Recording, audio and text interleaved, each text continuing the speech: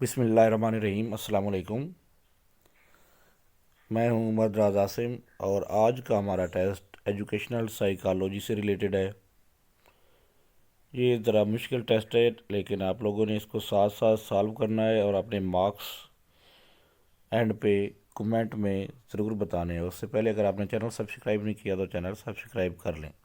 तो हम इसको स्टार्ट करते हैं। ये पहले ही बता दूं कि ये मुश्किल टेस्ट है, जो कि आजकल टेस्ट जो है वो काफ़ी मुश्किल आ रहे हैं, तो उसको मद्देनज़र रखते हुए ये MCQ सिलेक्ट की है मैंने। तो इसको आपने सॉल्व करना है और एंड पे अपने मार्क्स कमेंट में ज़रूर बताने हैं। तो शुरू करते हैं हम। Who is the father of genetic epistemology? Who is the father of genetic epistemology? पियाजे, ब्रूनर, वाइगोस्की या जॉन डेवी? इसका राइट आंसर है पियाजे। नेक्स्ट क्वेश्चन है, according to psychology all education is? Psychology के मुताबिक एजुकेशन क्या है? डेलिब्रेट, फंक्शनल, परपोजिव या सेल्फ एजुकेशन? तो according to psychology all education is self education. तो इसका राइट आंसर होगा डी। उसके बाद नेक्स्ट क्वेश्चन है, question number 3। Educational psychology is study of teaching and learning is has been given by। ये education psychology की definition जो है एजुकेशनल साइकोलॉजी कि educational psychology is study of teaching and learning, ये किसकी दी गई definition? Kolesnik, James Ross, Charles Skinner या ML मन? तो इसका राइट आंसर है चार्ल्स स्किनर। ऑप्शन सी इसका राइट होगा। उसके बाद नेक्स्ट क्वेश्चन 4 है, who gives more stress to the philosophy of social constructivism? Social constructivism पे ज़्यादा फोकस किसका है? पियाजे का, कॉलबर्ज का, वाइगोस्की का या जॉन डेवी का? तो इसका राइट आंसर होगा, इसका राइट आंसर सोच लें और उसके बाद आपने एंड पे अपने मार्क्स में बताना है कि कितने ठीक हुए हैं। तो इसका राइट आंसर है वाइगोस्की।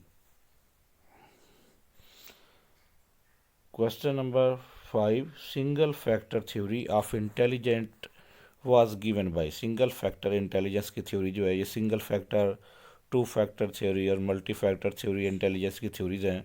तो आपने बताना है कि सिंगल फैक्टर थ्योरी जो है ये किसने दी थी? तो सिंगल फैक्टर थ्योरी किसने दी थी? अल्फ्रेड बिनेट ने, थॉर्नडाइक ने, फ्रीमैन ने या नन ऑफ देम ने? तो इसका राइट आंसर होगा अल्फ्रेड बिनेट। अल्फ्रेड बिनेट ने सिंगल फैक्टर थ्योरी जो है इंटेलिजेंस की ये दी थी। उसके बाद क्वेश्चन नंबर 6 है, what is meant by growth in the strict sense of the terminology of psychology?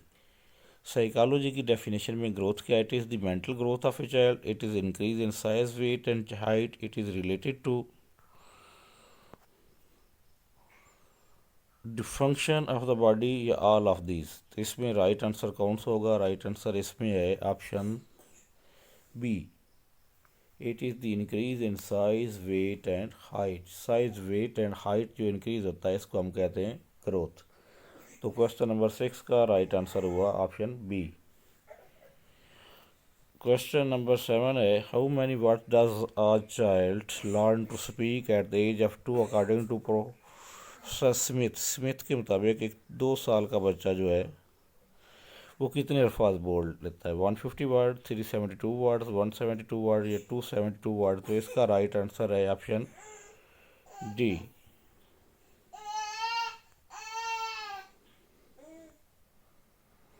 उसके बाद next question number 8, mirror drawing apparatus is related to? Mirror drawing apparatus जो है ये किस चीज़ से रिलेटेड है? मिरर ड्राइंग कंडीशनिंग से, ट्रायल एंड एरर से, स्पैन ऑफ मेमोरी से या फॉरगेटिंग से? तो इसका राइट आंसर है trial and error. Mirror drawing जो है ये ट्रायल एंड एरर से रिलेटेड है। तो इसका राइट आंसर हुआ option B. Next question number 9 है, who said children have innate inclination to imitate their seniors both in mental and social development. ये किसने कहा था?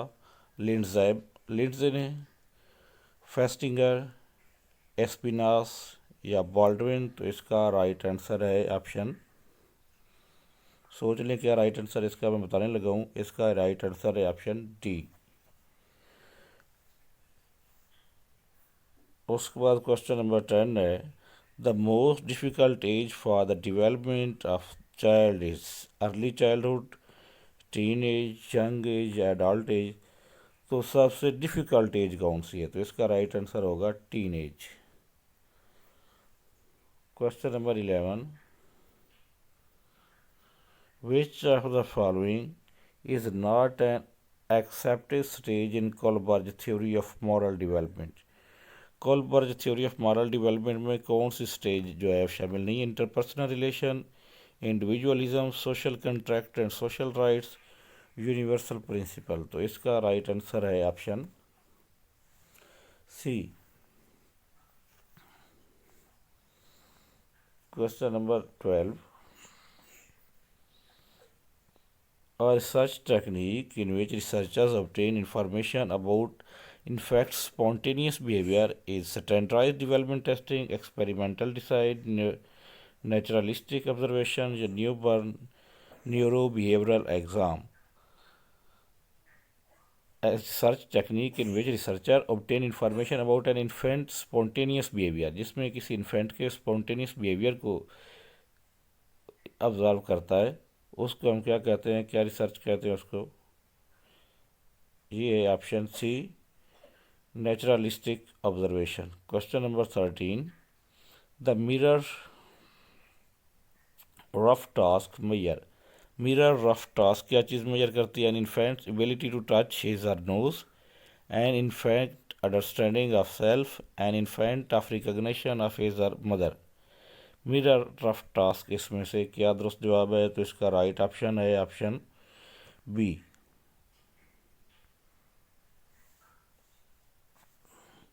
The mirror rouge task measure an infant understanding of self.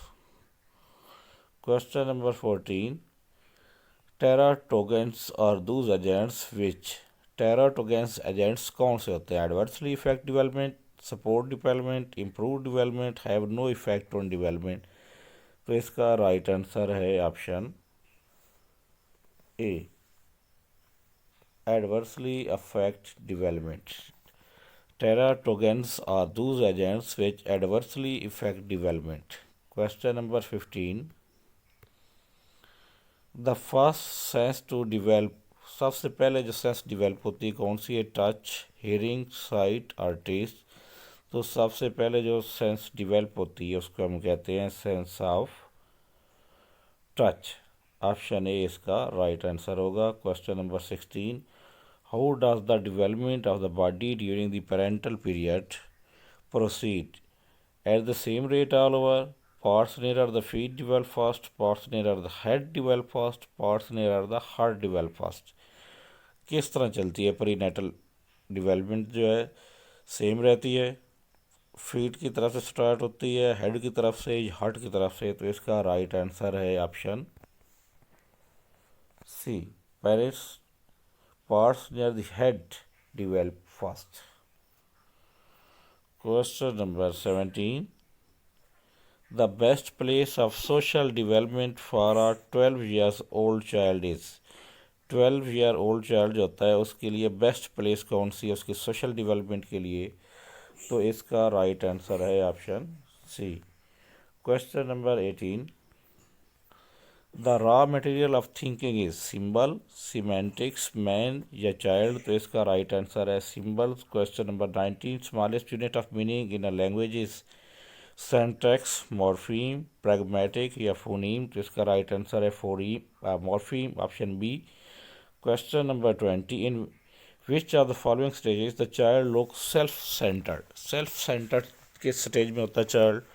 Infancy में, early childhood में, adolescence में या adulthood में? तो इसका राइट आंसर है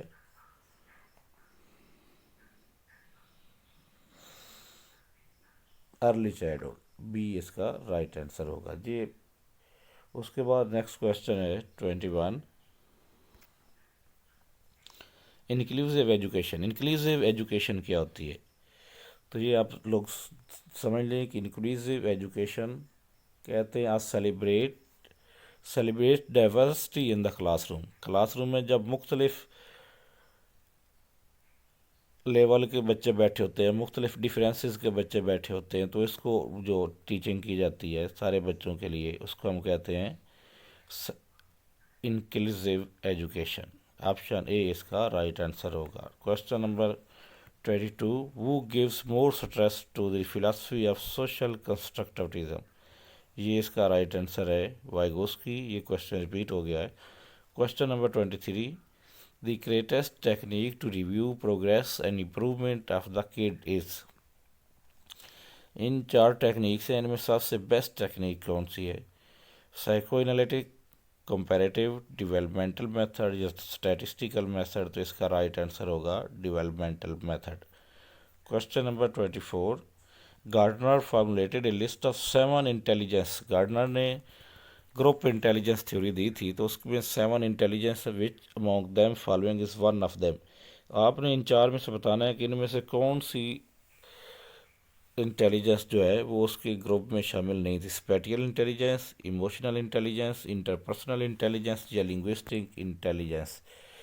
तो इसका राइट आंसर है ऑप्शन बी, इमोशनल इंटेलिजेंस उसके ग्रुप में शामिल नहीं थी। गार्डनर ने जो ग्रुप फैक्टर थ्योरी दी थी। उसके बाद question number 25। Early experiences determine late personality characteristics of social development. This was maintained by Atkinson, Morgan, Freud, सिमोल। ये थ्योरी दी थी फ्रॉड ने। उसके मुताबिक, फ्रॉइड के मुताबिक, जो बच्चा शुरू में जो उसके अंदर कैरेक्टरिस्टिक डिवेल्प हो जाती है वो तमाम उम्र उसके साथ चलती रहती हैं। तो इसका राइट आंसर हुआ ऑप्शन सी। ये 15 MCQs थे। इंशाल्लाह हम साइकोलॉजी के जो डिफ़िकल्ट MCQs हैं उनके हवाले से मज़ीद वीडियो भी आप लोगों के लिए अपलोड करेंगे। अगर आपने चैनल सब्सक्राइब नहीं किया तो चैनल सब्सक्राइब कर लें ताकि आप हमारी आने वाली वीडियो से भी बाखबर रह सकें। अल्लाह हाफिज़।